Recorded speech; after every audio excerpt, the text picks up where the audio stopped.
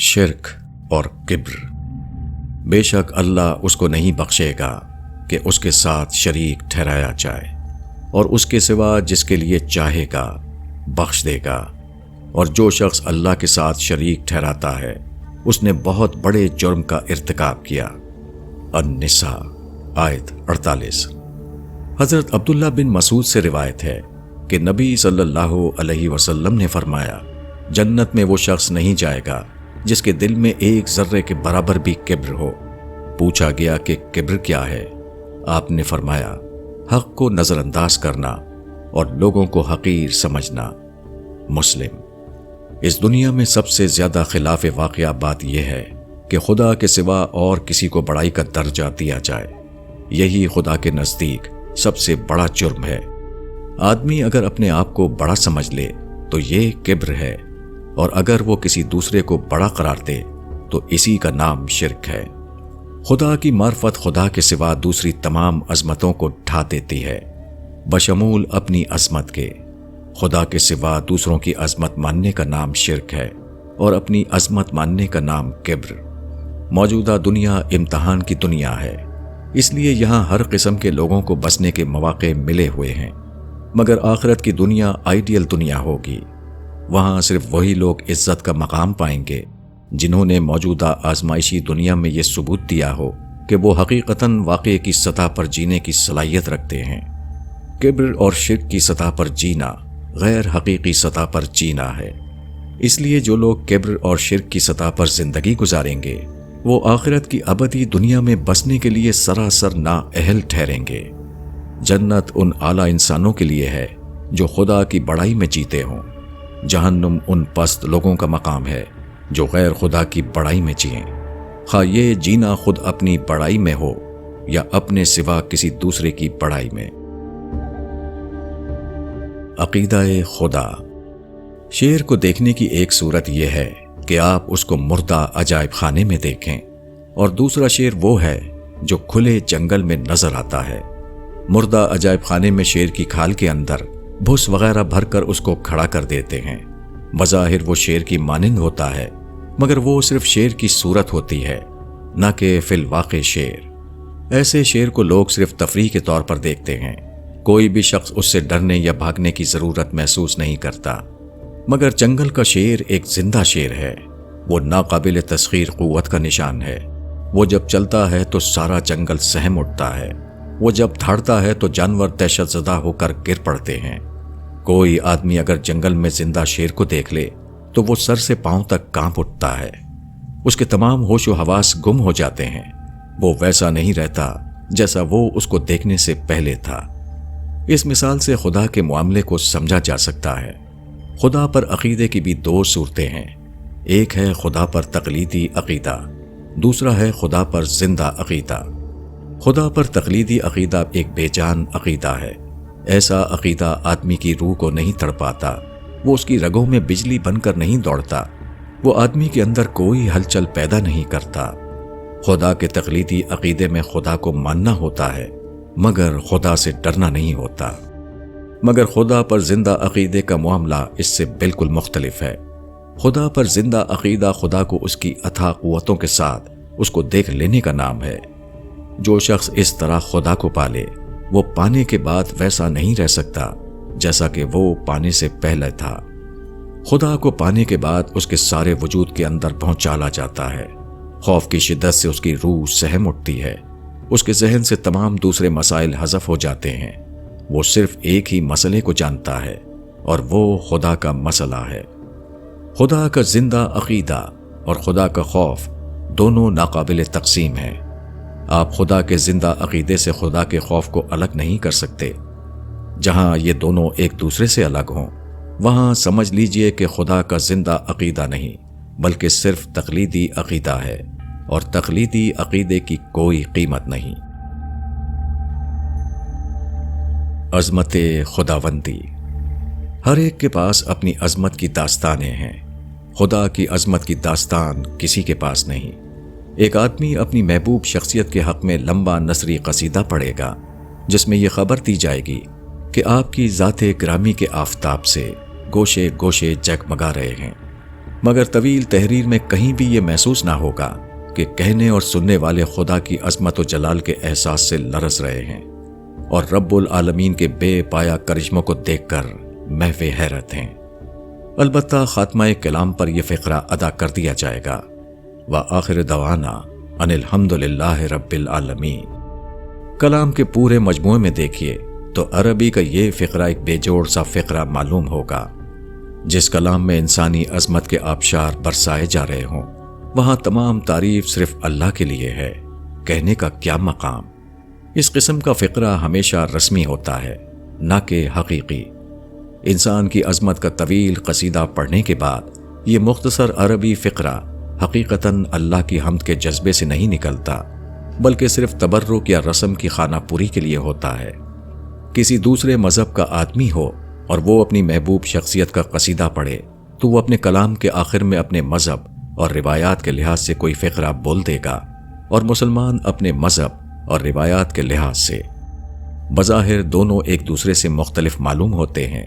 ایک کا فقرہ اسلامی فقرہ ہے اور دوسرے کا غیر اسلامی فقرہ، مگر جس نفسیاتی حالت کے تحت یہ فقرے نکلتے ہیں اس کے اعتبار سے دونوں ایک ہیں۔ اندرونی کیفیت کے اعتبار سے دونوں میں کوئی فرق نہیں۔ ایک شخص اپنی روایتی تسکین کے لیے عربی فقرے کا تلفظ کر رہا ہے، دوسرا کسی غیر عربی فقرے کا۔ جو لوگ اپنے ان مشغلوں پر خوش ہیں اور ان کو کارنامہ سمجھتے ہیں، وہ بہت جلد جان لیں گے کہ ان کی یہ سرگرمیاں خدا کی نظر میں اس سے بھی زیادہ بے قیمت تھیں جتنا کہ مٹی کے ڈھیر میں ایک چونٹی کا رینگنا۔ یہ زمین کسی کے اکابر کی جلوہ گاہ نہیں، یہ خدا کی تجلیات کا ظہور ہے۔ جب بھی خدا کے سوا کسی اور کی تعریف اس زمین پر کی جاتی ہے تو وہ سب سے بڑا جھوٹ ہوتا ہے جو کوئی شخص بولتا ہے۔ انسانی عظمت کے قصیدے جب پڑھے جاتے ہیں تو زمین و آسمان کی ہر چیز پڑھنے اور سننے والوں پر لعنت بھیجتی ہے، مگر جب خدا کی عظمت کا چرچا کیا جائے تو زمین و آسمان اس کے ہم آواز ہو جاتے ہیں۔ انسانی عظمت کے قصیدے جھوٹی زبانوں سے نکلتے ہیں اور جھوٹے کانوں سے سنے جاتے ہیں، مگر جب کسی کو خدا کی عظمت بیان کرنے کی توفیق ملتی ہے تو یہ ایک ملکوتی کلام ہوتا ہے جو فرشتوں کی ہم نشینی سے کسی کی زبان سے ابلتا ہے۔ جو لوگ کسی انسان کی عظمت سے مسحور ہوں وہ اس کی شان میں یہ الفاظ کے دریا بہاتے ہیں، جبکہ خدا کی عظمت سے مسحور ہونے والے شخص پر چپ لگ جاتی ہے۔ انسانی عظمت کے چرچے پر رونق مجلسوں اور عمدہ چھپے ہوئے کاغذوں میں ہوتے ہیں، اور اللہ کی عظمت کا چرچا ایک بندہ خدا کے قلب میں ابلتا ہے، اور صرف اس کی تنہائیوں کو یہ خوش قسمتی حاصل ہوتی ہے کہ وہ اس کو سنیں اور دیکھیں۔ خدا کی عظمتوں میں جینے والے اور انسان کی عظمتوں میں جینے والے میں وہی فرق ہے جو خود خدا اور انسان میں ہے۔ کارخانہ کائنات۔ آپ کسی انسانی کارخانے میں داخل ہوں تو آپ دیکھیں گے کہ وہاں ہر چیز کے بارے میں بتایا جا رہا ہے۔ اس کے ہر شعبے میں تعارفی تختیاں لگی ہوئی ہیں، ہر جگہ آدمی کھڑا ہوا ہے جو آپ کے ہر سوال کا پورا جواب دیتا ہے۔ کارخانے کی طرف سے آپ کو ایسا تعارفی لٹریچر بھی دیا جائے گا جس میں ضروری معلومات درج ہوں۔ کائنات تمام کارخانوں سے زیادہ بڑا کارخانہ ہے، مگر یہاں نہ کہیں کوئی تعارفی بورڈ نظر آتا ہے اور نہ کوئی گائیڈ۔ یہاں منصوبہ بندی بھی ہے اور تعمیرات بھی، یہاں پیداوار بھی ہے اور پیکنگ اور سپلائی کا انتظام بھی، یہاں رسد اور طلب میں تناسب کا لحاظ بھی کیا جا رہا ہے اور صنعتی فضلات کو دوبارہ استعمال میں لانے کا اہتمام بھی، یہاں ضبط اور توازن کا نظام بھی ہے اور خام سامانوں کی مسلسل فراہمی کا بندوبست بھی۔ یہ سب کچھ ہے، مگر نہ کہیں کوئی اعلان کرنے والا ہے اور نہ بتانے والا۔ پہاڑوں کی بلندیاں کائناتی اسٹیج کی مانند نظر آتی ہیں، مگر وہاں کوئی بولنے والا نہیں۔ چڑیاں چہچہاتی ہیں تو شبہ ہوتا ہے کہ وہ شاید کسی بات کی خبر دے رہی ہیں، مگر ان کی بولی سمجھ میں نہیں آتی۔ بجلی چمکتی ہے اور بادل گرجتے ہیں جس کے ذریعے کچھ اعلان کیا جا رہا ہے، مگر اس کے الفاظ آدمی کے لیے قابل فہم نہیں ہوتے۔ ایمان کسی آدمی کے اندر اسی خلا کو پر کرتا ہے، وہ آدمی کو کائنات کے بھیدوں کا راستان بناتا ہے۔ مومن ایک قسم کا سائنسدان ہے، سائنسداں بکھرے ہوئے کروں میں نظام شمسی کا پتہ لگاتا ہے۔ وہ مادے کے اندر چھپی ہوئی توانائی کو دریافت کرتا ہے۔ وہ غیر متحرک دھات میں متحرک مشین کو دیکھ لیتا ہے۔ اسی طرح مومن عالم ظاہر میں عالم غائب کو دیکھتا ہے۔ وہ مخلوقات میں اس کے خالق کو پا لیتا ہے۔ وہ نظم کو دیکھ کر اس کے ناظم کا پتہ لگا لیتا ہے۔ ایمان جب اپنی آخری انتہا کو پہنچتا ہے تو وہ دعوت بن جاتا ہے۔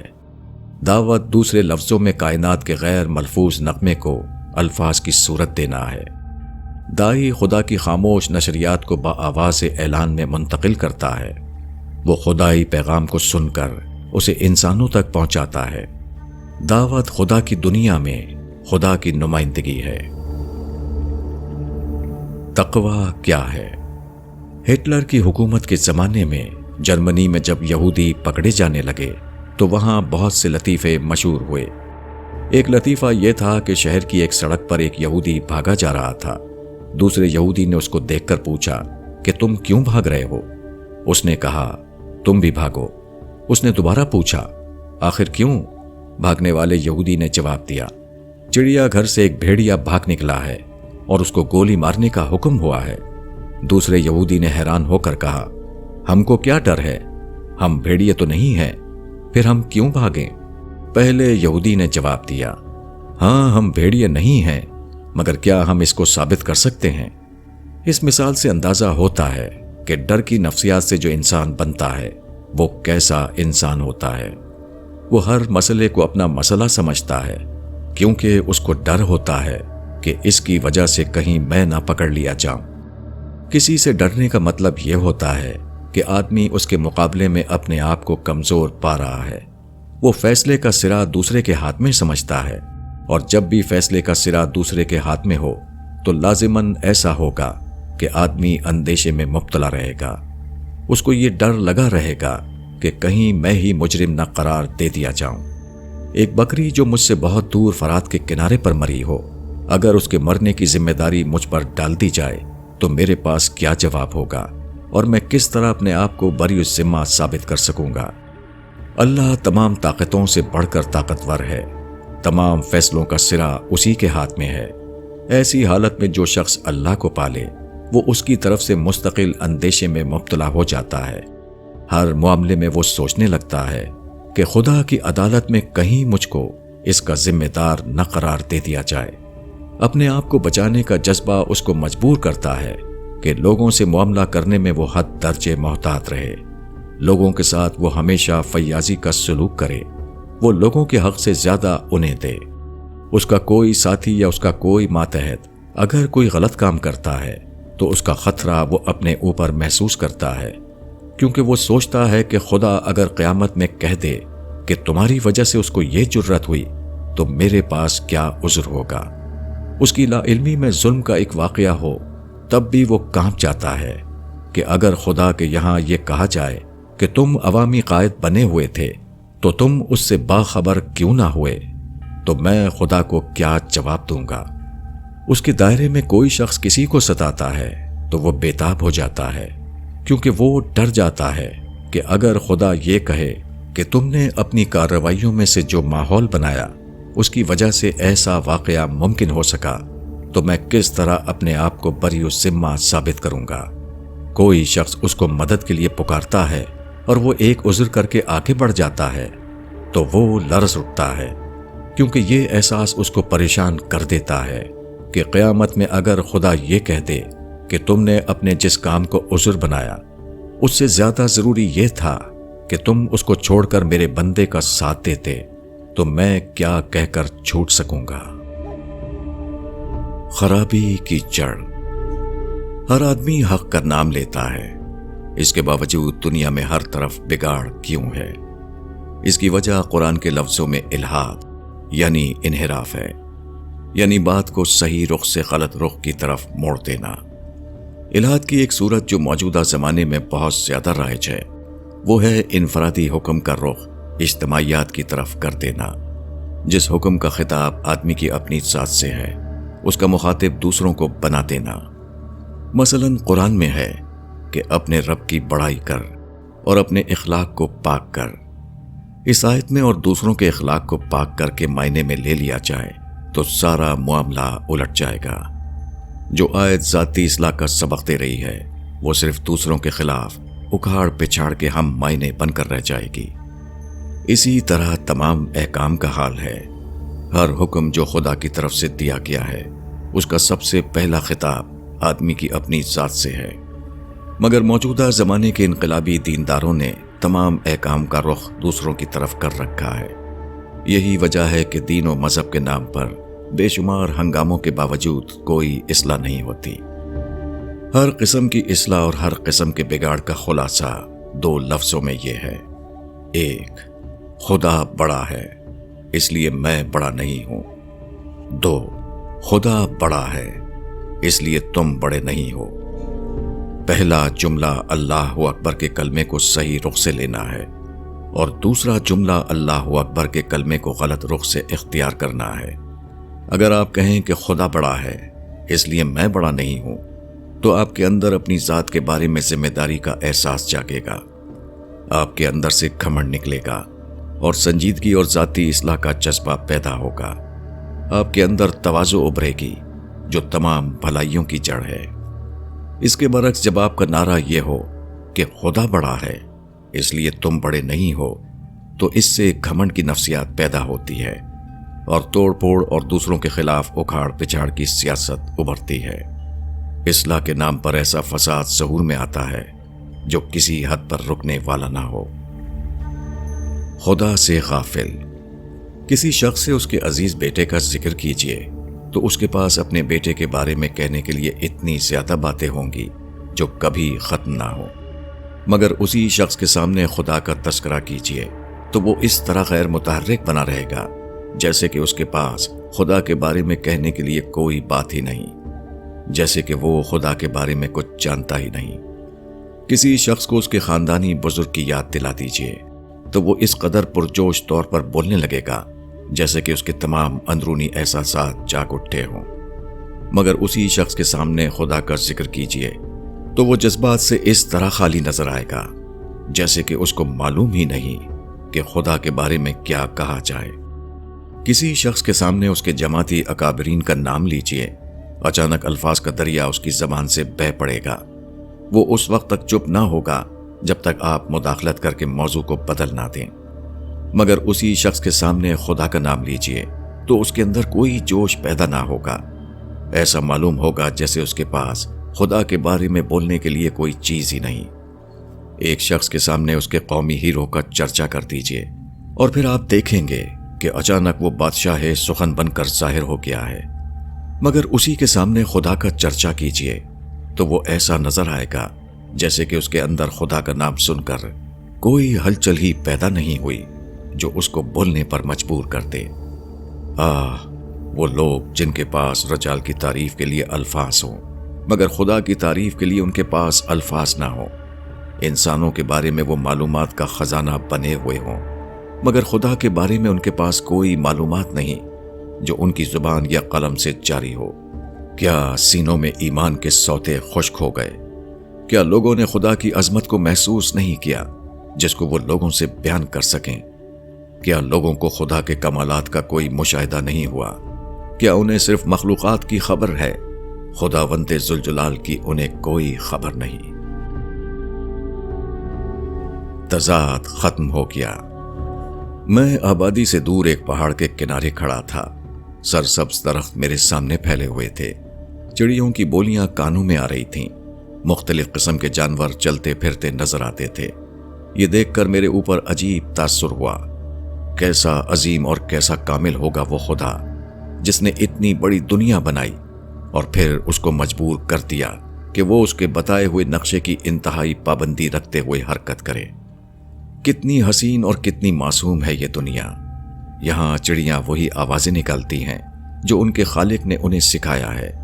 یہاں بلی اور بکری بالکل اسی طرح اپنا اپنا رزق کھاتے ہیں جو پیدائشی طور پر ان کے لیے مقرر کر دیا گیا ہے۔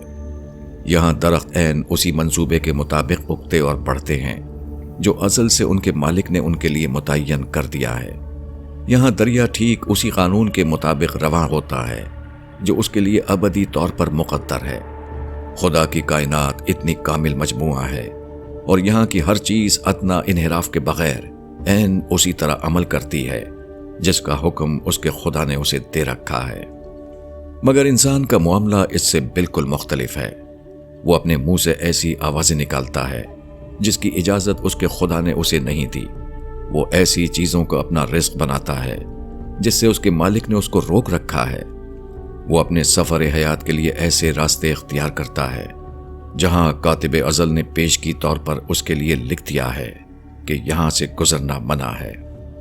انسان خدا کی کائنات کا بہت چھوٹا حصہ ہے، مگر وہ عظیم کائنات کے مجموعی نظام سے بغاوت کرتا ہے۔ وہ خدا کی اصلاح یافتہ دنیا میں فساد برپا کرتا ہے۔ یہ خدا کی بے تضاد دنیا میں تضاد کو دخل دینا ہے۔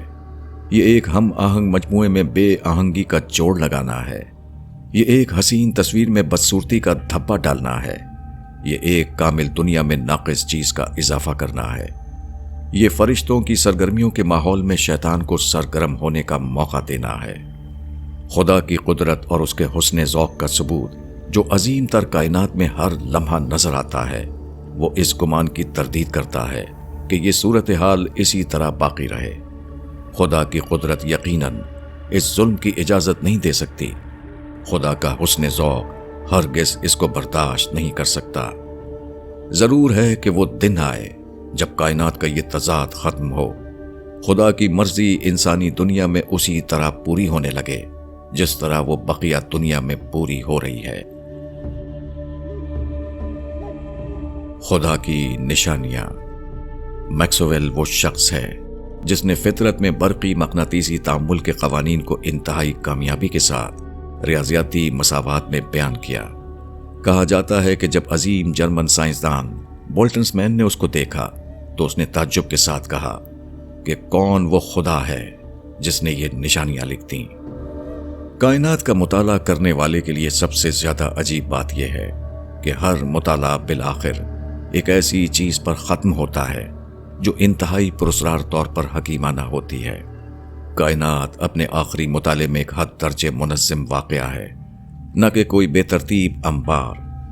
یہ حقیقت ہر واقف کار کو یہ ماننے پر مجبور کرتی ہے کہ کائناتی واقعات کے پیچھے کوئی برتر ذہن کام کر رہا ہے۔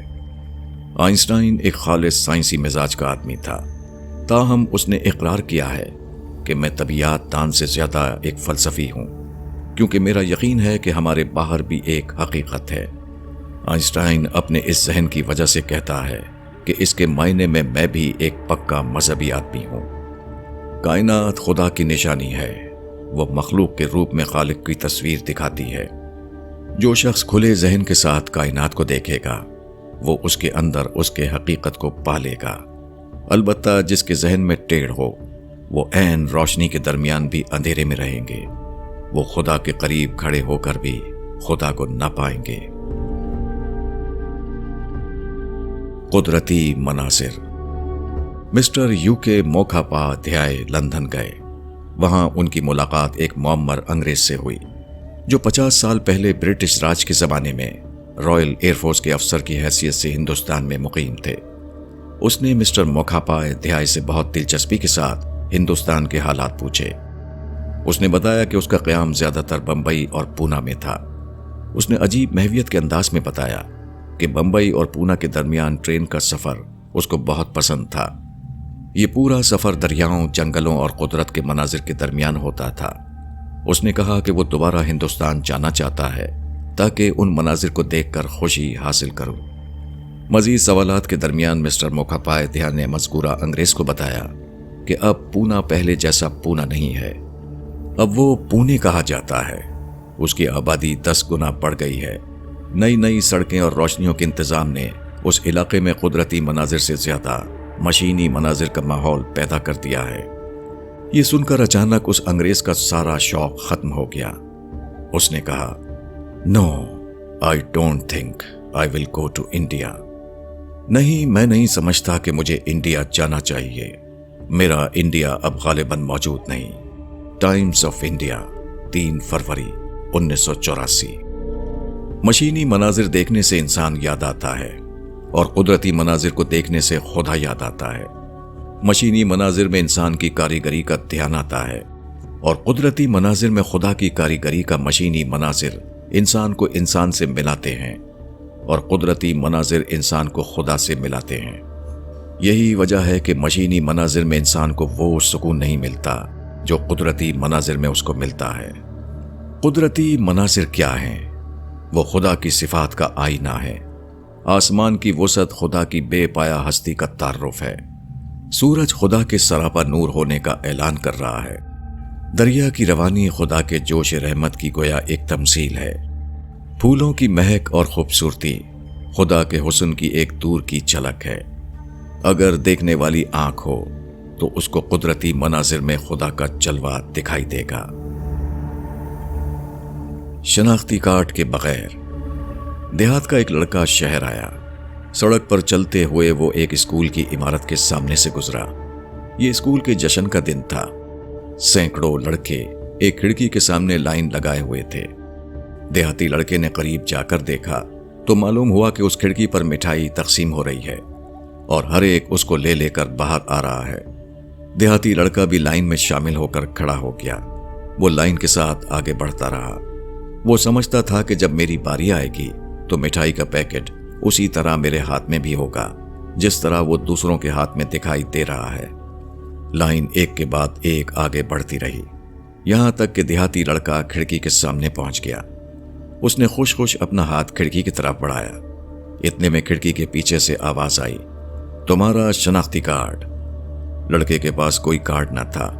वो कार्ड पेश न कर सका, चुनाचे वो खिड़की से हटा दिया गया। अब लड़के को मालूम हुआ कि ये मिठाई उन लोगों को तकसीम हो रही थी जो साल भर स्कूल के तालिबे इल्म थे, न कि किसी ऐसे शख्स के लिए जो अचानक कहीं से आकर खिड़की पर खड़ा हो गया हो। ऐसा ही कुछ मामला आखिरत में पेश आने वाला है। आखिरत का दिन खुदाई फैसले का दिन है। उस दिन सारे लोग खुदा के यहाँ जमा किए जाएंगे। वहां लोगों को इनामात तकसीम हो रहे होंगे, मगर पाने वाले सिर्फ वो होंगे जिन्होंने इस दिन के आने से पहले पाने का इस्तेकाक पैदा किया हो, जो अपना शनाख्ती कार्ड लेकर वहां हाजिर हुए हो। वो वक्त आने वाला है जब किसी आंख के लिए सबसे ज्यादा पुरकैफ मंजर ये होगा कि वो अपने रब को देखे। किसी हाथ के लिए सबसे ज्यादा लजीज तजुर्बा ये होगा कि वो अपने रब को छुए। किसी सर के लिए सबसे ज्यादा इज्जत और फख्र की बात यह होगी कि वो उसको रब्बुल आलमीन के आगे झुका दे। मगर ये सब कुछ सिर्फ उन लोगों के लिए होगा जिन्होंने इस दिन के आने से पहले अपने आप को खुदा की नजर इनायत का मुस्तहिक साबित किया हो। बकिया लोगों के लिए उनकी गफलत उनके और उनके खुदा के दरमियान हायल हो जाएगी। वो खुदा की दुनिया में पहुंचकर भी खुदा को न देखेंगे। वो पाने वाले दिन भी अपने लिए कुछ पाने से महरूम रहेंगे। जब पर्दा उठेगा। अमरीकी सदर रोनाल्ड रेगन 30 मार्च 1981 को पुरएतमाद चेहरे के साथ अपने सदारती महल व्हाइट हाउस से निकले। कारों का काफिला उनको लेकर वॉशिंगटन के हिल्टन होटल की तरफ रवाना हुआ। प्रोग्राम के मुताबिक उन्होंने होटल के शानदार हॉल में एक तकरीर की। तहसीन व आफरीन की फजा में उनकी तकरीर खत्म हुई। वो आदमियों के हुजूम में हंसते हुए चेहरे के साथ बाहर आए। वो अपनी कार से सिर्फ चंद कदम के फासले पर थे कि अचानक बाहर खड़े हुए मजमे की तरफ से गोलियों की आवाजें आने लगीं। एक नौजवान जॉन हैकले ने 2 सेकंड के अंदर 6 फायर किए। एक गोली मिस्टर रेगन के सीने पर लगी। वो खून में लथपथ हो गए और फौरन अस्पताल पहुंचाए गए। अचानक गोली लगने के बाद सदर अमेरिका का जो हाल हुआ वो AP कारपोर्टर इन अल्फाज में बयान करता है। मिस्टर रेगन जैसे सुन हो गए। मुस्कुराहट उनके होंठों से गायब हो गई। टाइम्स ऑफ इंडिया 31 मार्च 1981। ये वाकया उस सूरत हाल की एक तस्वीर है जो मौत के हमले के वक्त अचानक आदमी पर तारी होगी। आदमी मौजूदा दुनिया में अपने आप को आजाद समझ रहा है। वो निडर होकर जो चाहे बोलता है और जो चाहे करता है। अगर किसी को कुछ माल हाथ आ गया है तो वो समझता है कि मेरा मुस्तकबिल महफूज है। किसी को कोई इख्तिदार हासिल है तो वो अपने इख्तिदार को इस तरह इस्तेमाल करता है जैसे उसका इख्तिदार कभी छिनने वाला नहीं। हर आदमी पुरएतमाद चेहरा लिए हुए है। हर आदमी हंसते हुए अपनी कार की तरफ बढ़ रहा है। उसके बाद अचानक पर्दा उठता है। मौत का फरिश्ता उसको मौजूदा दुनिया से निकाल कर अगली दुनिया में पहुंचा देता है। यह हर आदमी की जिंदगी का एक इंतहाई भयानक लम्हा है। जब यह लम्हा आता है तो आदमी अपने अंदाजे के बिल्कुल खिलाफ सूरत हाल को देखकर दहशत ज़दा हो जाता है। अचानक उसको महसूस होता है कि वो सब कुछ महज धोखा था जिसको उसने सबसे बड़ी हकीकत समझ लिया था। मैंने अपने आप को आज़ाद समझा था, मगर मैं तो बिल्कुल बेइख्तियार निकला। मैं अपने आप को मालो जायदाद वाला पा रहा था, मगर मैं तो बिल्कुल खाली हाथ था। मेरा ख्याल था कि मेरे पास ताकत है, मगर मैं तो खुदा की इस दुनिया में मक्खी और मच्छर से भी ज्यादा बेजोर था। मैं समझता था कि मेरे साथ बहुत से लोग हैं, मगर यहां तो मेरा कोई एक भी नहीं। वो इंसान जो उसी बात को नहीं जानता जिसको उसे सबसे ज्यादा जानना चाहिए। झूठी बड़ाई। हजरत उमर फारूक बहैसियत खलीफा मदीना तकरीर कर रहे थे। एक शख्स उठकर कहता है, खुदा की कसम, अगर हम तुम्हारे अंदर कोई टेढ़ पाएंगे तो हम अपनी तलवार से उसको सीधा कर देंगे। बज़ाहिर ये निहायत सख्त तनकीद है और बड़ी गुस्ताखी की बात है, मगर ना हजरत उमर इसको बुरा मानते और ना सारे मजमे से कोई एक शख्स उठकर ये कहता कि तुमने ऐसा क्यों कहा। इस तरह की तनकीदी वाक़यात सहाबा के दरमियान रोज़ाना पेश आते थे। सहाबा के बाद ताबीन और तबा ताबीन के ज़माने में भी ये सूरत हाल बाकी रही, मगर कभी किसी ने इसको बुरा नहीं माना। अगर कहा तो सिर्फ ये कहा कि जो बात कहो तहकीक के साथ कहो, न कि बेतहकीक बातों पर एक दूसरे के खिलाफ राय ज़नी करने लगो। इसकी वजह क्या है? इसकी वजह सिर्फ ये है कि वो लोग इंसानों की अजमत में नहीं जीते थे, बल्कि सिर्फ एक खुदा की अजमत में जीते थे। उनके दिल पर इससे चोट नहीं लगती थी कि कोई शख्स किसी इंसान पर क्यों तनकीद करता है, क्योंकि वो बड़ाई का सारा हक सिर्फ खुदा को दिए हुए थे और इंसानों पर तनकीद करने से खुदा की बड़ाई पर कोई असर नहीं पड़ता। इसके बरक्स मौजूदा ज़माने में अगर किसी शख्सियत पर तनकीद कर दीजिए तो खा वो तनकीद कितनी ही इल्मी और तहकीकी क्यों ना हो, उसके मुतक़दीन फ़ौरन बरहम हो जाएंगे। इसकी वजह यह है कि वो इंसानों ही को अपना बड़ा बनाए हुए हैं। फिर वो कैसे गवारा कर सकते हैं कि उनकी बड़ाई का मीनार गिर जाए। लोगों का हाल यह है कि नमाज और अजान में वो अल्लाहु अकबर यानी अल्लाह बड़ा है कहते हैं, मगर ये सिर्फ अल्फाज हैं जिनको लोग ज़बान से अदा करते हैं, वरना हकीकतन लोग जिस बड़ाई में जी रहे हैं वो इंसान की बड़ाई है, न कि खुदा की बड़ाई। लोगों को जानना चाहिए कि गैर अल्लाह की बड़ाई में जीने का मौका सिर्फ उस वक्त तक है जब तक इम्तहान व आजमाइश की मुद्दत ख़त्म ना हो। उसके ख़त्म होते ही इसका मौका भी ख़त्म हो जाएगा। फिर जिन लोगों की ग़िज़ा इंसान की झूठी बड़ाई हो, वो उस वक्त किस चीज़ को अपनी ग़िज़ा बनाएंगे जबकि तमाम दूसरी बड़ाइयाँ ख़त्म हो जाएंगी और खुदा की सच्ची बड़ाई के सिवा कोई बड़ाई ना होगी जिसको आदमी अपनी ग़िज़ा बनाए और जिसके बल पर वो जी सके। खुदा की निशानी। बेशक इंसानों और ज़मीन में ईमान वालों के लिए निशानियां हैं, और तुम्हारे और हैवानात को पैदा करने में जिनको ज़मीन में फैला दिया है निशानियां हैं यकीन करने वालों के लिए, और रात और दिन के आने जाने में और उस रिस्क में जिसको अल्लाह ने उतारा है। फिर उससे ज़मीन को जिंदा किया उसके खुश्क होने के बाद, और हवाओं के चलने में निशानियां हैं अक्ल वालों के लिए। कुरान में कसरत से इस तरह की आयतें हैं जिनमें कहा गया है कि कायनात में सोचने वाले लोगों के लिए निशानियां हैं। इसका मतलब यह है कि खुदा ने इंसान से जिन मानवीय हकीकतों पर ईमान लाने का मुतालबा किया है उनकी मादी तमसीलात उसने कायनात में हर तरफ कायम कर दी हैं, ताकि आदमी के लिए उन हकीकतों को समझना आसान हो जाए, ताकि वो दिखाई देने वाली चीज़ों के आईने में ना दिखाई देने वाली चीज़ों को देख सके। सूरज और चांद खुदा की रोशन हस्ती का तारुफ है। चिड़िया और जानवर खुदा की खुदाई के मासूम नुमाइंदे हैं। आसमान खुदा की अजमत व कुदरत का ऐलान है। पानी और हवा खुदा की रहमत व शफकत का एक नमूना है। दरख्त और पहाड़ खुदा के लामहदूद हुस्न की तरफ इशारा कर रहे हैं। इंसान अगर दुनिया में इस तरह रहे कि उसके दिमाग की खिड़कियां खुली हुई हों, वो देखने वाली चीज़ों को देख रहा हो, तो सारी दुनिया उसको खुदा की याद दिलाने वाली बन जाएगी। वो हर चीज़ में खुदा का नूर पाएगा, ہر چیز میں وہ خدا کی حکمت کو دریافت کرے گا۔ کائنات اس کے لیے خدائی سمندر بن جائے گی جس میں وہ نہائے۔ زمین و آسمان اس کے لیے خدا کی جلوہ گاہ بن جائیں گے جہاں وہ اپنے رب سے ملاقات کرے۔ خدا کا فیضان۔ ہمارے گھر میں پہلے ایک بینڈ کا معمولی ٹرانزسٹر تھا۔ وہ صرف دہلی ریڈیو اسٹیشن پکڑتا تھا۔ ہم اس سے دہلی کی خبریں سن لیتے تھے، مگر دوسرے ملکوں کی نشریات سننا اس کے ذریعے ممکن نہ تھا۔ کئی سال تک یہی چھوٹا ٹرانزسٹر ہمارے لیے ریڈیائی نشریات سننے کا ذریعہ بنا رہا۔ اس کے بعد ہم نے 4 بینڈ کا بڑا ریڈیو سیٹ خریدا۔ یہ ریڈیو سیٹ دنیا بھر کے تمام ملکوں کے ریڈیو اسٹیشن کو پکڑتا تھا۔ اس کے ذریعے جب ہم نے BBC اور دوسرے بیرونی اسٹیشنوں کو سنا تو معلوم ہوا کہ ہم کتنی بڑی دولت سے محروم تھے۔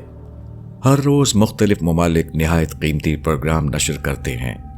ان کو سننے سے زبردست فکری اور معلوماتی فائدے ہوتے ہیں، مگر اس علمی خزانے سے مستفید ہونا ہمارے لیے اس وقت تک ممکن نہ ہو سکا جبکہ ہم نے بڑا ریڈیو سیٹ اپنے لیے حاصل نہ کیا۔ خدا اور بندے کا معاملہ بھی ایسا ہی ہے۔ خدا کا فیضان گویا ایک لامحدود نشرگاہ ہے۔ اس سے ہر لمحہ رزق رب کا میہا برستا رہتا ہے، مگر آپ اس سے کتنا پائیں اس کا انحصار آپ کے اپنے ریڈیو سیٹ پر ہے۔ اگر آپ کا ریڈیو سیٹ چھوٹا ہے تو آپ بہت کم چیزیں اخذ کر سکیں گے، اور اگر آپ کا ریڈیو سیٹ بڑا ہے تو آپ کے اوپر اتنا زیادہ خدا کا فیضان برسے گا گویا کہ آپ خدائی فیضان کے اتھاہ سمندر میں نہا اٹھے ہیں۔ آج کل ہر آدمی محدودیت کا شکار ہے۔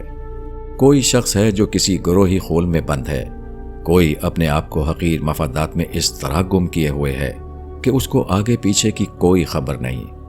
کسی کی سطحیت اس کو گہری حقیقتوں کا ادراک کرنے میں مانع بنی ہوئی ہے، کسی کی تنگ نظری نے اس کو اس قابل نہیں رکھا ہے کہ وہ وسیع تر دائرے کی معرفت حاصل کر سکے۔ بند کوٹری میں سورج کی روشنی نہیں پہنچتی، اسی طرح بند ذہن خدا کا فیضان پانے سے محروم رہتا ہے۔ خدا کا فیضان اسی کو ملتا ہے جو اپنے ذہن کے دروازے کھولنے پر راضی ہو جائے۔ دین فطرت۔ اگر ایک آدمی کو سمندر میں سفر کرنا ہو تو وہ ایسا نہیں کرتا کہ جس طرح سے وہ خوش زمین پر چلتا ہے اسی طرح وہ اپنے پیروں پر چلتا ہوا سمندر میں داخل ہو جائے، بلکہ اس وقت وہ ایک کشتی تیار کرتا ہے اور کشتی میں بیٹھ کر سمندر میں اپنا سفر جاری کرتا ہے۔ جب ایک آدمی ایسا کرتا ہے تو وہ گویا اس بات کا اعتراف کرتا ہے کہ وہ اپنی بنائی ہوئی دنیا میں نہیں ہے بلکہ خدا کی بنائی ہوئی دنیا میں ہے جس کے خود اپنے قوانین ہیں۔ وہ مجبور ہے کہ خدا کی اس خارجی دنیا سے کامل مطابقت کرے۔ آدمی اگر دنیا کو اپنی بنائی ہوئی دنیا سمجھتا تو وہ سمندر میں بھی اسی طرح چلنے لگتا جس طرح وہ خشکی پر چلتا ہے۔ عالم فطرت سے مطابقت کا یہ طریقہ تمام انسان اپنی زندگی کے 50% حصے میں اختیار کیے ہوئے ہیں۔ وہ اس سے ذرا بھی انحراف نہیں کرتے، مگر زندگی کے بقیہ 50% حصے میں وہ اس کو چھوڑے ہوئے ہیں۔ اسلام اس کے سوا کچھ نہیں کہ وہ یہ دعوت دیتا ہے کہ انسان اپنی زندگی کے دوسرے نصف حصے میں اسی طریقے کو اختیار کر لے جس کو وہ اپنی زندگی کے پہلے نصف حصے میں عملاً اختیار کیے ہوئے ہے۔ انسان کی زندگی کا ایک پہلو طبیعی ہے اور دوسرا پہلو اخلاقی۔ انسان اپنی زندگی کے طبیعی پہلو میں اس طرح خدا کا مطیع ہے جس طرح بقیہ چیزیں خدا کی پوری طرح مطیع ہیں، مگر اپنی زندگی کے اخلاقی پہلو میں وہ خدا کے حکم کو چھوڑ کر اپنی رائے پر چلتا ہے۔ وہ اطاعت کے بجائے بغاوت کا طریقہ اختیار کرتا ہے۔ اسلام کو اختیار کرنے کا مطلب یہ ہے کہ آدمی اپنی زندگی کے اس تضاد کو ختم کر دے، وہ 100% خدا کا مطیع و فرما بردار بن جائے۔ مادی دنیا میں قانون فطرت سے انحراف کا نتیجہ چونکہ فوراً سامنے آ جاتا ہے، اس لیے آدمی مادی پہلوؤں میں اس سے انحراف نہیں کرتا، مگر اخلاقی دنیا میں اس کے حقیقی نتائج فوراً نہیں نکلتے، اس لیے یہاں آدمی خلاف ورزی کرتا ہے۔ ایک کسان فصل بونے کے وقت قانون زراعت کی پیروی نہ کرے تو فصل کاٹنے کے دن وہ محروم ہو کر رہ جاتا ہے۔ اسی طرح موجودہ دنیا میں جو آدمی اخلاقی قوانین کی پیروی نہ کرے اس کے حصے میں آخرت کے دن محرومی اور شرمندگی کے سوا کچھ نہ آئے گا۔ کائنات کی معنویت آرتھر کوسلر نے البرٹ آئنسٹائن کا ایک قول نقل کیا ہے۔ اس نے کہا، میں یہ مانتا ہوں کہ سائنسی تحقیق میں سب سے زیادہ طاقتور اور سب سے زیادہ اعلیٰ محرک جو چیز ہوتی ہے وہ کائناتی مذہبیت ہے۔ ایک معاصر سائنسدان نے بجا طور پر کہا ہے کہ ہمارے موجودہ مادی دور میں بھی سنجیدہ علمی تحقیق کرنے والا وہی شخص ہو سکتا ہے جو گہرا مذہبی آدمی ہو۔ ٹائمز آف انڈیا، 5 اکتوبر 1980۔ مذکورہ قول میں مذہبی ہونے کا مطلب اندیکھی معنویت پر یقین کرنا ہے۔ سائنسدان جب اپنی تلاش میں نکلتا ہے تو اس وقت جو چیز اس کی رہنما بنتی ہے وہ اس کے اندر یہ چھپا ہوا عقیدہ ہوتا ہے کہ کائنات میں وحدت اور معنویت ہے۔ اگر وہ اس یقین سے خالی ہو تو کبھی وہ اپنی تلاش میں سنجیدہ نہیں ہو سکتا۔ گویا باعتبار حقیقت ایک سائنسدان اور ایک مذہبی انسان میں کوئی فرق نہیں۔ ایک مذہبی انسان کچھ اعمال کرتا ہے، ان اعمال کا مقصد خدا کو خوش کرنا یا آخرت کی دنیا میں اس کا انعام پانا ہے۔ مذہبی انسان خدا کو نہیں دیکھتا اور نہ آخرت کو، مگر وہ انتہائی انہماک کے ساتھ اپنے عمل میں مشغول رہتا ہے۔ اس انہماک کی وجہ نہ دکھائی دینے والی حقیقتوں پر اس کا کامل عقیدہ ہے۔ ٹھیک یہی معاملہ سائنسدان کا ہے۔ وہ ساری عمر کسی حقیقت کی جستجو کرتا ہے۔ یہ حقیقت نامعلوم دنیا میں چھپی ہوئی ہے، تاہم سائنسداں پیشگی طور پر یہ یقین قائم کر لیتا ہے کہ جو چیز وہ چاہتا ہے وہ کائنات کے اندر چھپی ہوئی موجود ہے، اگرچہ ابھی تک وہ اس کے علم میں نہیں آئی۔ مذہب کی اصل کائنات کی معنویت پر یقین کرنا ہے، ایسی معنویت جو بظاہر ہم کو اپنی آنکھوں سے دکھائی نہیں دیتی۔ سائنسی کھوج کی نوعیت بھی اپنی اصل حقیقت کے اعتبار سے یہی ہے۔ اس دنیا میں ایک سائنسداں بھی ٹھیک اسی مقام پر کھڑا ہوا ہے جہاں ایک مذہبی انسان۔ اس دنیا میں تمام اعلیٰ حقیقتیں چھپی ہوئی حقیقتیں ہیں، اس لیے وہ شخص زیادہ سنجیدگی کے ساتھ کسی اعلیٰ تحقیقی کام میں مصروف ہوگا جو چھپی ہوئی حقیقت پر یقین رکھنے والا ہو۔ انسان کی بے چارگی۔ بنگلہ دیش بے شمار چھوٹے چھوٹے جزائر کا مجموعہ ہے۔ یہاں اکثر شدید سمندری طوفان آتے ہیں اور انسانی آبادیوں کو غیر معمولی نقصان پہنچاتے ہیں۔ اب تک کے ریکارڈ کے مطابق 1876 میں یہاں سخت ترین طوفان آیا جس میں تقریباً 3 لاکھ انسانی جانیں ضائع ہو گئیں۔ دیگر نقصانات اس کے علاوہ ہیں۔ مئی 1985 میں یہاں پھر طوفان آیا۔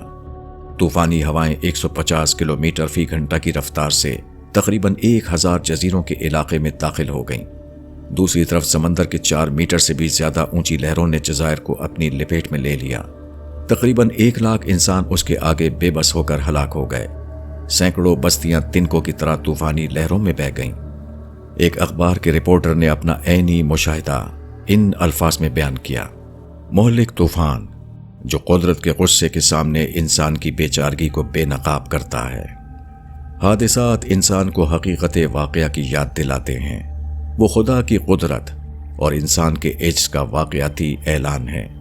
وہ بتاتے ہیں کہ خدا کل کے دن انسان کو پکڑے گا جس طرح آج اس نے انسان کو پکڑا ہے۔ موجودہ عارضی دنیا میں انسان اپنے عجز کو بھگتتا ہے۔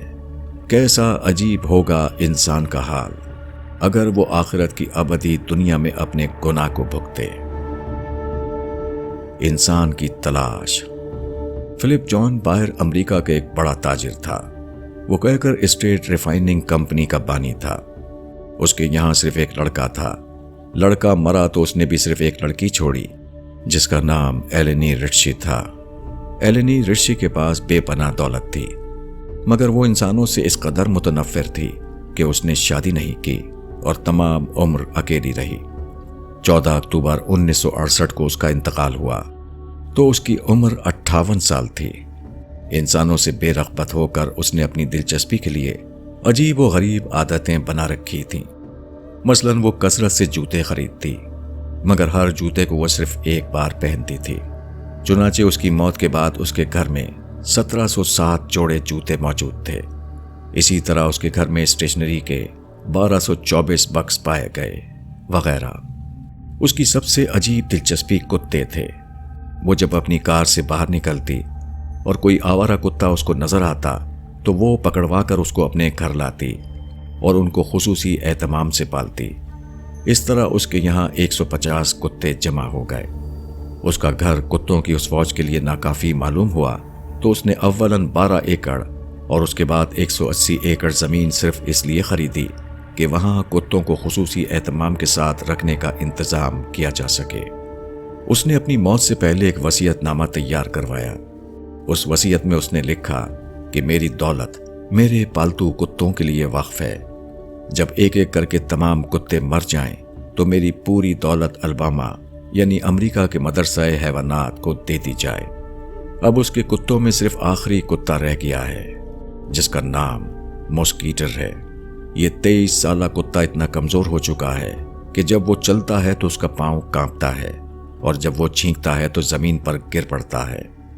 यकीनी तौर पर वो बहुत जल्द मर जाएगा। उसके बाद मज़कूरा मदरसा हैवानात को $12 मिलियन की रकम अचानक हासिल हो जाएगी। टाइम्स ऑफ इंडिया 2 जनवरी 1984। आदमी को अगर आइडियल इंसान ना मिले तो उसको आइडियल नजरिया तलाश करना चाहिए। एलिनेज रिट्ची अगर ऐसा नजरिया पा लेती तो इंसान उसके लिए मोहब्बत का मौजू बन जाता, न कि नफरत का मौजू। इंसान की कमाई। और जिस दिन इनकार करने वाले लोग आग के सामने लाए जाएंगे, तुम अपनी अच्छी चीजें दुनिया की जिंदगी में ले चुके और उनको बरत चुके, तो आज तुम जिल्लत का अजाब बदले में पाओगे। इस वजह से कि तुम दुनिया में नाहक घमंड करते थे और इस वजह से कि तुम नाफरमानी करते थे। दुनिया में आदमी को जो असबाब मिलते हैं, मसलन जिस्मानी ताकत, जहानत, माल, ओहदा, वसाइल और मवाक़े, ये सब खुदा की तरफ से होते हैं। वो इसलिए दिए जाते हैं कि इनसे आदमी अपने लिए कमाई करे। इस कमाई से मुराद नफ्सियाती कमाई है और इसकी 2 किस्में हैं। एक वो जिसको आयत में किब्र और फस्क कहा गया है। दूसरी कमाई वो है जो इसके बरक्स है, यानी तवाज़ो और शुक्र। आदमी अगर इन असबाब को पाकर घमंड में मुब्तला हो जाए, वो उनको ज़ाती बरतरी हासिल करने के लिए इस्तेमाल करे, वो उनको शोहरत और लीडरी हासिल करने का जरिया बनाए, तो गोया उसने अपने मवाक़े को ज़ाया कर दिया। उसको जो सामान्य अमल दिया गया था उसका अंजाम उसने इसी आज की दुनिया में ले लिया। ऐसे लोगों के लिए आखिरत में बर्बादी के सिवा और कुछ नहीं। दूसरा आदमी वो है जिसको असबाब हयात मिले तो उसने उनको खुदाई चीज समझकर अपने इज्ज़ का इकरार किया। उसने इनको खुदा का अतिया मानकर खुदा का शुक्र अदा किया। उसने इन असबाब को अपनी ज़ात के रास्ते में इस्तेमाल करने के बजाय खुदा के रास्ते में इस्तेमाल किया। ये शख्स वो है जिसने इन मौक़ों के ज़रिए आगे का ज़ख़ीरा फराहम किया। उसने अपने दुनियावी सामान के ज़रिए आखिरत की कमाई की। ऐसा शख्स मौत के बाद अपने बेहतरीन ज़ख़ीरे को पाएगा। उसकी कमाई जन्नत के अबदी बागों की सूरत में उसकी तरफ लौटा दी जाएगी। मौजूदा ज़िंदगी में हर आदमी को यकसा तौर पर मौक़े दिए गए हैं। कोई इन मौक़ों से तबीयात दुनिया कमा रहा है और कोई तबीयात आखिरत। कोई इन मौक़ों से तीबात दुनिया कमा रहा है और कोई आखिरत। कुछ से कुछ। देवी सिंह एक मशहूर डाकू था जो जनवरी 1984 में पुलिस के साथ एक मुकाबले में मारा गया। मिसेस अमृत प्रीतम की एक इत्तफाकी मुलाकात मस्कूरा डेसेवरा गांव में हुई। इस मौके पर दोनों के दरमियान जो बातचीत हुई उसकी दिलचस्प रुदात हिंदुस्तान टाइम्स 22 जनवरी 1984 में शाया हुई है। देवी सिंह ने बताया कि मैंने अब तक तकरीबन 100 डाके डाले हैं। हम लोग डाकू नहीं हैं बल्कि हुकूमत के बागी हैं। हम माल लूटते हैं मगर हमने आज तक किसी लड़की की असमत नहीं लूटी। हमारा एक सख्त किस्म का इखलाकी उसूल है। हमारा कोई आदमी इसके खिलाफ करे तो हम फौरन उसको गोली मार देते हैं। अमृत प्रीतम ने कहा कि देवी सिंह जी, ये बताइए कि आपकी टोली यानी गैंग में कुल कितने आदमी हैं? देवी सिंह ने कहा कि 7 आदमी और 8वां खुदा। बज़ाहिर ये जुमला मामूली फ़र्क के साथ कुरान की इस आयत का तर्जुमा मालूम होता है जिसमें कहा गया है कि तुम में से 5 आदमी जहां होते हैं वहां छठा खुदा होता है। अल मुजादिला। پھر کیا ڈاکو کی بات انہی معنوں میں ہے جن معنوں میں وہ قرآن میں آئی ہے؟ ظاہر ہے کہ ایسا نہیں ہے۔ دونوں کے درمیان لفظی مشابہت کے سوا اور کوئی چیز مشترک نہیں۔ ڈاکو نے کس معنی میں یہ بات کہی وہ خود مذکورہ انٹرویو میں موجود ہے۔ اس نے کہا کہ ہم لوگ ڈاکے کے ذریعے جو کچھ حاصل کرتے ہیں اس کو ہم اپنی ٹولی کے درمیان بانٹتے ہیں۔ مثال کے طور پر میری ٹولی میں 7 افراد ہیں تو ہم لوٹے ہوئے مال کے 8 حصے بناتے ہیں، 7 حصے اپنے افراد کے لیے اور 1 حصہ خدا کے لیے۔ خدا کا جو حصہ ہے اس کو ہم غریب کو دے دیتے ہیں۔ آمدنی کا ایک حصہ مذہب کے نام پر خدا کو دینا یہ تمام ڈاکوؤں کا طریقہ ہے۔ قرآن کا خدا خوف پیدا کرتا ہے اور ڈاکوؤں کا خدا بے خوفی۔ خدا اس لیے تھا کہ وہ آدمی کو ڈاکہ بازی سے روکے، مگر ڈاکوؤں نے خدا کا حصہ لگا کر اس کو اپنے ڈاکے کا چوکیدار بنا لیا۔ گویا جب وہ 7 مل کر ڈاکہ ڈالیں تو خدا ان کا 8واں بن کر ان کی حفاظت کے لیے موجود رہے۔ محرومی۔ فرانس میں سحر و نجوم تیزی سے پھیل رہے ہیں۔ اندازہ کیا گیا ہے کہ 1984 میں فرانس کے جن شہریوں نے ساحروں اور جوتشیوں سے رجوع کیا ان کی تعداد تقریباً 8 ملین ہے، یعنی فرانس کے ہر 4 آدمیوں میں سے 1 آدمی۔ فرانس میں جوتش اور غیب دانی باقاعدہ تجارتی پیشہ بن گئے ہیں۔ چنانچہ ٹیکس کے محکمے کے مطابق 50,000 افراد باقاعدہ محکمہ ٹیکس میں اس اعتبار سے رجسٹرڈ ہیں۔ یہ تعداد فرانس میں پادریوں یا ڈاکٹروں کی تعداد سے زیادہ ہے۔ ان لوگوں کی آمدنی 500 ملین سے لے کر 600 ملین ڈالر سالانہ تک ہوتی ہے۔ AFP نے پیرس سے رپورٹ دیتے ہوئے کہا ہے کہ گہرے اقتصادی بحران کی وجہ سے زیادہ لوگ اپنی جسمانی اور نفسیاتی بیماریوں کے لیے غیب دانوں سے رجوع کر رہے ہیں۔ Times of India 5 March 1985۔ انسان کو بار بار یہ تجربہ ہوتا ہے کہ ظاہری مادی اسباب اس کا سہارا بننے کے لیے ناکافی ہیں۔ وہ معلوم اسباب سے مایوس ہو کر نامعلوم اسباب کی طرف دوڑتا ہے، مگر نامعلوم اسباب کی تلاش میں کسی انسان کا سہارا پکڑنا سراسر بے حقیقت ہے۔ یہ ایسی چیز کا سہارا پکڑنا ہے جس کے اندر سہارا بننے کی طاقت نہیں۔ حقیقت یہ ہے کہ انسان کا سہارا صرف ایک ہے اور وہ خدا ہے۔ مادی اسباب بے مائگی اس لیے تھی کہ آدمی خدا کی طرف رجوع کرے، مگر مادی اسباب کے عجز کا تجربہ اس کو ایک اور عاجز کی طرف متوجہ کر دیتا ہے۔ حقیقت کا سراغ پانے کے بعد آدمی دوبارہ حقیقت کو کھو دیتا ہے۔ یہ بھی ممکن ہے۔ بیٹے نے اپنے ننھے ہاتھوں سے ماں کو مارا، ماں نے بیٹے کو اٹھا کر سینے سے لگا لیا۔ اس کا مطلب کیا ہے؟ اس کا مطلب یہ ہے کہ ایک معاملہ جو بظاہر مار کا معاملہ تھا اس کو ماں نے محبت کا معاملہ بنا دیا۔ اس نے برائی کو بھلائی کے خانے میں ڈال دیا۔ اس نے ایک قابل سزا چیز کو قابل انعام چیز قرار دے دیا۔ یہ واقعہ جو ہر گھر میں گزرتا ہے، یہ خدا کی صفات کمال میں سے ایک صفت کی ہلکی سی جھلک ہے جو ماں کے رویے کی صورت میں دکھائی گئی ہے۔ یہ خدا کی ایک نشانی ہے جو بتاتی ہے کہ خدا نے اپنی رحمتوں کے کیسے عجیب نمونے اس دنیا میں بکھیر دیے ہیں۔ شفقت کی یہ انوکھی قسم جو ماں کے اندر پائی جاتی ہے، اس کو ماں نے خلق نہیں کیا ہے، اس کا خالق اللہ ہے۔ پھر جو اس کا خالق ہے اس کے اندر یہ صفت کمال درجے میں پائی جانی چاہیے۔ آدمی غیب کو نہیں جانتا، اس بنا پر اس کو دنیا کی زندگی میں طرح طرح کا نقصان اٹھانا پڑتا ہے۔ اس کی قوت ارادی کمزور ہے، اس بنا پر ایسا ہوتا ہے کہ وہ کسی سطحی جذبے سے مغلوب ہو جاتا ہے اور بڑی بڑی غلطیاں کر بیٹھتا ہے۔ آدمی کے وسائل محدود ہیں، اس بنا پر بار بار ایسا ہوتا ہے کہ باہر کے اسباب و عوامل پر وہ قابو نہیں پاتا اور شکست کھا جاتا ہے۔ اس قسم کی چیزوں نے دنیا میں انسان کی زندگی کو ایک المیہ بنا دیا ہے۔ زمین پر چلنے والا ہر آدمی، خواہ وہ کوٹھی میں ہو یا جھونپڑی میں، اس احساس میں مبتلا رہتا ہے کہ وہ ایک ناکام انسان ہے۔ وہ جو کچھ حاصل کرنا چاہتا تھا اس کو وہ حاصل نہ کر سکا۔ یہاں کا ہر انسان ایک مایوس انسان ہے، خواہ بظاہر وہ فربا جسم اور ہنستے ہوئے چہرے کے ساتھ کیوں نہ دکھائی دیتا ہو۔ کیا اس المیہ کو تربیت میں تبدیل کیا جا سکتا ہے؟ کیا یہ ممکن ہے کہ زندگی کی منزل پر ہم اس حال میں پہنچیں کہ ہماری ناکامیاں کامیابیوں کی صورت اختیار کر چکی ہوں، ہمارے قصور کو انعام کے خانے میں ڈال دیا گیا ہو؟ ماں کی زندگی میں خدا نے اپنی صفات کی جو ایک جھلک دکھائی ہے، وہ اسی سوال کا ایک مثبت جواب ہے۔ خدا اپنے بندوں کے لیے اس سے زیادہ بڑے پیمانے پر اس واقعے کو رونما کر سکتا ہے جو ماں اپنے بچے کے لیے بہت چھوٹے پیمانے پر ظاہر کرتی ہے۔ ماں کے رویے کی صورت میں خدا نے دنیا میں جو نشانی قائم کی ہے، وہ اس بات کا اشارہ ہے کہ وہ مانگنے والے کو یہ انعام بھی دیتا ہے کہ وہ اس کے نہیں کو ہے میں تبدیل کر دے، مگر ایسا انعام صرف اس شخص کے لیے مقدر ہے جو خدا کو اپنی ماں کا درجہ دے کر اپنے آپ کو اس کا بیٹا بنا چکا ہو۔ عجز کی تلافی۔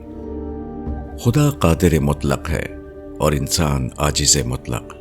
خدا اور انسان کے درمیان جو تقسیم ہے وہ زیادہ اختیار اور کم اختیار کی نہیں ہے، بلکہ اختیار اور بے اختیاری کی ہے۔ یہاں سارا اختیار خدا کی طرف ہے اور ساری بے اختیاری انسان کی طرف۔ ایک شخص کہہ سکتا ہے کہ ایسی تخلیق کا کیا جواز ہے جس میں انسان کو حقیقی طور پر کچھ دیا ہی نہ کیا ہو۔ خدا کے لیے کیوں کر جائز تھا کہ وہ ایسے انسان پیدا کرے جو سراسر عاجز ہوں، جن کو نہ اپنے آپ پر کوئی اختیار حاصل ہو اور نہ اپنے آپ سے باہر کی دنیا پر۔ اس سوال کا صحیح جواب صرف وہ ہو سکتا ہے جس میں انسان کے عجز کی کامل تلافی موجود ہو۔ کامل تلافی سے کم کوئی چیز اس سوال کا حقیقی جواب نہیں بن سکتی۔ کامل تلافی کا مطلب یہ ہے کہ جو جواب دیا جائے وہ اسی سطح پر ہو جو سوال کی سطح ہے، یعنی انسان کا عجز بذات خود اس کی بے اختیاری کی تلافی ہو جائے۔ اس سوال کا جواب قرآن میں اور پیغمبر کی تعلیمات میں واضح طور پر موجود ہے، اور وہ خدا کی یہ رحمت خاص ہے کہ اس نے صرف مانگنے کو پانے کے لیے کافی بنا دیا ہے۔ آدمی اگر حقیقی طور پر خدا سے مانگنے والا بن جائے تو یقینی طور پر وہ اپنے لیے پانے والا بھی بن جائے گا۔ انسان جب ذاتی اقتدار کا مالک نہیں تو وہ دیے ہی سے پا سکتا ہے، چنانچہ خدا نے اس کو اپنی طرف سے دے دیا۔ حقیقی دعا کے لیے قبولیت کی ضمانت ہونا یہی گویا اس کو دے دینا ہے۔ حدیث میں یہی بات ان لفظوں میں کہی گئی ہے، یعنی بندہ اپنے خدا کو اگر حقیقی طور پر پکارے تو اس کی پکار کبھی رائگاں نہیں جاتی۔ حضرت مسیح نے اسی بات کو ان لفظوں میں فرمایا، مانگو تو تم کو دیا جائے گا، ڈھونڈو تو پاؤ گے، دروازہ کھٹکھٹاؤ تو تمہارے واسطے کھولا جائے گا، کیونکہ جو کوئی مانگتا ہے اسے ملتا ہے، اور جو ڈھونڈتا ہے وہ پاتا ہے، اور جو کھٹکھٹاتا ہے اس کے واسطے کھولا جائے گا۔ تم میں ایسا کون سا آدمی ہے کہ اگر اس کا بیٹا اس سے روٹی مانگے تو وہ اسے پتھر دے دے، یا اگر مچھلی مانگے تو اسے سانپ دے دے؟ بس جب کہ تم برے ہو کر اپنے بچوں کو اچھی چیزیں دینا جانتے ہو تو تمہارا باپ جو آسمان پر ہے اپنے مانگنے والوں کو اچھی چیزیں کیوں نہ دے گا؟ متی 7:7-11۔ کائناتی نمونہ۔ ایمرسن کا قول ہے کہ فطرت اس اصول پر عمل کرتی ہے کہ سب ہر ایک کے لیے اور ہر ایک سب کے لیے۔ یہ ایک لفظ میں کائنات کے عمل کی نہایت جامع تعبیر ہے۔ کائنات میں بے شمار چیزیں ہیں، مگر ان کا عمل حد درجے توافق کے ساتھ ہوتا ہے۔ ان میں سے ہر چیز اس طرح عمل کرتی ہے کہ اس کا عمل دوسری تمام چیزوں سے پوری طرح ہم آہنگ ہو۔ اسی طرح تمام چیزیں اس طرح متحرک ہوتی ہیں کہ ان کی حرکت اور ہر واحد جز سے کامل طور پر مطابقت رہے۔ یہ گویا خدا کا ایک نمونہ ہے جو اس نے اپنی دنیا میں قائم کر رکھا ہے۔ انسان کو بھی اسی نمونے پر چلنا ہے۔ انسانی آبادی میں بھی یہی نظام مطلوب ہے کہ ہر فرد اس طرح زندگی گزارے کہ اس سے دوسروں کو فائدہ پہنچے، اور مجموعی طور پر پوری انسانیت اس طرح کام کرے کہ اس کا کام فرد کی ترقی اور کامیابی میں معاون بن رہا ہو۔ فرد کا عمل جماعت سے ہم آہنگ ہوا اور جماعت کا عمل فرد سے ہم آہنگ۔ کائنات کی صورت میں خدا نے ایک زندہ نمونہ قائم کر دیا ہے جو ہر صبح و شام لوگوں کو بتا رہا ہے کہ وہ کس طرح رہیں اور کس طرح نہ رہیں۔ کون سا انسان خدا کے یہاں قابل قبول ٹھہرے گا اور کون سا انسان خدا کے یہاں رد کر دیا جائے گا۔ ایک درخت اور کائنات کی مثال لیجئے۔ کائنات میں حرارت ہے، کشش ہے، ہوا ہے، پانی ہے، ان میں سے ہر چیز درخت کی ضروریات کے عین مطابق ہے۔ بیکٹیریا سے لے کر سورج تک تمام چیزیں درخت کے لیے گویا کائناتی دسترخوان ہیں۔ ہر چیز درخت کو عین وہی چیز دے رہی ہے جو اس کی فطرت کے مطابق اسے ملنا چاہیے۔ دوسری طرف ایک درخت کا معاملہ بھی یہی ہے۔ درخت اس دنیا کی کسی چیز سے ٹکرائے بغیر اپنا ارتقائی سفر طے کرتا ہے۔ اس کی لکڑی، اس کی پتی، اس کا پھول، اس کا پھل، غرض اس کی ہر چیز بقیہ دنیا کے لیے عین کارآمد ہے، حتیٰ کہ اس کا کاربن لینا اور آکسیجن نکالنا بھی عین خارجی دنیا کے تقاضوں کے مطابق ہے۔ جز اور کل یا فرد اور اجتماع کے درمیان یہی کامل مطابقت انسان سے بھی مطلوب ہے۔ اس کے سوا انسان کی کامیابی کا کوئی دوسرا راستہ نہیں۔ ضمیر کے خلاف۔ مشہور انگریز مورخ آرنلڈ ٹائنبی نے اپنی آخری عمر میں ایک بار کہا کہ فلسطین پر یہودیوں کا بطور تاریخی وطن اپنا حق جتانا ایسا ہی ہے جیسے ریڈ انڈین قبائل کینیڈا واپسی کا مطالبہ کریں۔ یہودیوں نے نازیوں کے ظلم پر بے شمار کتابیں لکھی ہیں، مگر خود یہودی فلسطینی عربوں کے ساتھ جو وحشیانہ سلوک کر رہے ہیں وہ بالکل اسی قسم کا ہے جو نازیوں نے یہودیوں کے ساتھ کیا تھا۔ ٹائنبی نے اپنا یہ بیان کینیڈا میں دیا تھا۔ اس وقت کینیڈا میں حکومت اسرائیل کے سفیر مسٹر ہرزگ تھے۔ مسٹر ہرزگ نے برطانوی مورخ کو دعوت دی کہ اس مسئلے پر وہ اس سے مباحثہ کریں۔ آرنلڈ ٹائنبی نے اس کو قبول کر لیا۔ اس کے بعد مونٹریال کی میکگل یونیورسٹی میں ایک تقریب ہوئی جس میں دونوں جمع ہوئے۔ مسٹر ہرزگ نے کہا، جرمن نازیوں نے 60 لاکھ یہودیوں کو مار ڈالا تھا۔ اس کے مقابلے میں فلسطین میں جو عرب بے گھر ہوئے ہیں ان کی تعداد بہت معمولی ہے۔ ان دونوں کو ایک جیسا کس طرح کہا جا سکتا ہے؟ آرنلڈ ٹائنبی نے جواب دیا کہ میں نے جب نازیوں اور اسرائیلیوں کے مظالم کو ایک جیسا کہا تھا تو اس سے مراد تعداد نہیں بلکہ جرم کی نوعیت تھی۔ کسی شخص کے لیے 100% سے زیادہ برا ہونا ممکن نہیں۔ قاتل کہلانے کے لیے ایک شخص کو قتل کر دینا کافی ہے۔ میں حیران ہوں کہ آپ لوگ میرے الفاظ پر کیوں اس قدر بوکھلا اٹھتے ہیں۔ میں نے وہی بات کہی ہے جو تم میں سے ہر ایک کا ضمیر کہہ رہا ہے۔ جب بھی آدمی کسی سچائی کی تردید کرتا ہے تو سب سے پہلے وہ خود اپنی تردید کر رہا ہوتا ہے۔ سچائی ہمیشہ آدمی کے اپنے دل کی آواز ہوتی ہے، مگر آدمی ضد، تعصب اور اپنی جھوٹی بڑائی کو قائم رکھنے کی خاطر اس کو نہیں مانتا۔ وہ اپنے انکار کو حق بجانب ثابت کرنے کے لیے ایسے الفاظ بولتا ہے جن کے بارے میں خود اس کا دل گواہی دے رہا ہوتا ہے کہ ان میں کوئی وزن نہیں۔ آدمی کی سب سے بڑی محرومی یہ ہے کہ وہ اپنے ضمیر کا ساتھ نہ دے سکے۔ ضد اور تعصب اور مصلحت سے مغلوب ہو کر وہ ایسے رخ پر چلنے لگے جس کے متعلق اس کا اندرونی ضمیر آواز دے رہا ہو کہ وہ صحیح رخ نہیں ہے۔ یہ اپنی تردید آپ کرنا ہے، یہ اپنے آپ کو خود اپنے ہاتھوں قتل کرنا ہے، یہ اپنے مجرم ہونے پر خود گواہ بننا ہے۔ کیسی عجیب ہے یہ محرومی! مگر جب آدمی کی بے حسی بڑھ جاتی ہے تو وہ اپنی محرومی کی ان کارروائیوں کو اپنی فتح سمجھتا ہے۔ وہ اپنے آپ کو ہلاک کر رہا ہوتا ہے مگر سمجھتا ہے کہ میں اپنے آپ کو زندگی دے رہا ہوں۔ اژدہا بھی۔ اژدہا کا لفظ سنتے ہی ایک خطرناک جانور کا تصور سامنے آتا ہے۔ اژدہے کی بہت سی قسمیں ہیں۔ ہندوستان کے جنگلوں میں اس خوفناک سانپ کی جو قسمیں پائی جاتی ہیں اس کو ماہرین حیوانات ماروس اژدہا یعنی پیراتھون مولرس کہتے ہیں۔ اس کی لمبائی 20 فٹ ہوتی ہے اور وزن 200 پاؤنڈ سے بھی زیادہ جبکہ وہ پورا ہو جائے۔ تاہم دوسرے وحشی جانوروں کی طرح اژدہا بھی کوئی خطرناک جانور نہیں۔ وہ کسی انسان یا جاندار پر صرف 2 حالتوں میں وار کرتا ہے، جبکہ وہ بہت بھوکا ہو یا اس پر حملہ کیا جائے۔ عام حالات میں وہ بالکل بے ضرر جانور کی طرح پڑا رہتا ہے۔ ایک ماہر حیوانات نے اژدہے کے طویل مطالعے کے بعد لکھا ہے، اژدہا خواہ کتنا ہی بڑا ہو، فطری طور پر وہ عصبی مزاج کا ہے۔ وہ دوسرے سانپوں کی طرح کبھی بالقصد حملہ نہیں کرے گا اور نہ کبھی وہ چارے بنے گا، الا یہ کہ اسے مشتعل کر دیا جائے۔ اگر جنگل میں اس کا سامنا پیش آ جائے تو وہ آواز نکال کر ڈرائے گا یا غائب ہو جائے گا، مگر وہ نہ تو اٹھے گا اور نہ لڑائی کرے گا، جیسا کہ عام طور پر سمجھا جاتا ہے۔ ہندوستان ٹائمز، 19 अक्टूबर 1984। अजदहे के अंदर ये खसूसियत महज इत्तफाकन नहीं, वो बराह रास्त खालिक की कायनात का मंसूबा है। अजदहा फितरत की एक खामोश पुकार है।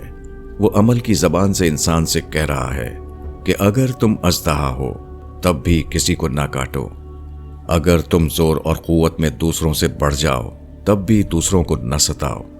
कैसा अजीब है वो इंसान जो एक ऐसी दुनिया में जुल्म करता है जहां शेर और अजदहे तक की सतह पर उसको जालिम न बनने का सबक दिया जा रहा है। खुदा परस्ती। मौजूदा दुनिया में जिंदगी गुजारने की दो किस्में हैं, एक खुद रुखी यानी सेल्फ ओरिएंटेड जिंदगी, दूसरी खुदा रुखी यानी गॉड ओरिएंटेड जिंदगी। आदमी या तो खुद परस्त होगा या खुदा परस्त। उसका मरकज व महवर अपनी जात होगी या खुदा की जात। वो या तो अपने रुख पर दौड़ेगा या खुदा के रुख पर। जिंदगी के बस यही दो तरीके हैं, इनके सिवा जिंदगी का कोई तीसरा तरीका नहीं। खुदरुखी जिंदगी वो है जिसमें आदमी की तवज्जो का मरकज सिर्फ उसकी अपनी जात हो। वो बस अपने आप में जिए, वो अपने वसाइल को अपनी जात की तकमील में खर्च करे। फलसफियाना जबान में इस तर्ज फिक्र का नाम जाती तर्ज फिक्र है और इखलाकी जबान में इसको खुद गरजी, बेउसूली, ख्वाहिश परस्ती और मफाद पसंदी कहा जाता है। ऐसा आदमी देखने में बज़ाहिर इंसान होता है मगर अंदर से वो हैवान की मानिंद होता है। उसके जीने की सतह और हैवानात के जीने की सतह में कोई फर्क नहीं होता। खुदा रुखी जिंदगी वो है जिसमें आदमी की तवज्जुहात का मरकज सिर्फ एक खुदा हो। खुदा को वो एक ऐसे बड़े की हैसियत से पाले जिसके बाद अपनी जात समेत सब कुछ उसकी नज़र में छोटा हो जाए। उसको याद आए तो खुदा की याद आए, उसको उम्मीद हो तो खुदा से उम्मीद हो, उसको डर हो तो सिर्फ खुदा का डर हो।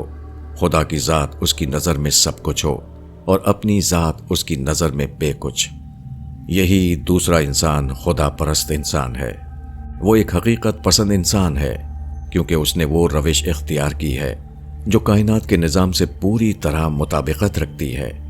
उसने उस सही रास्ते को पा लिया है जिस पर चलने वाला उस हकीकी मंजिल तक पहुंच जाता है जिसके सिवा खुदा की इस कायनात में दूसरी कोई मंजिल नहीं। इंसान की मंजिल खुदा है, इससे कमतर कोई चीज इंसान की मंजिल नहीं हो सकती।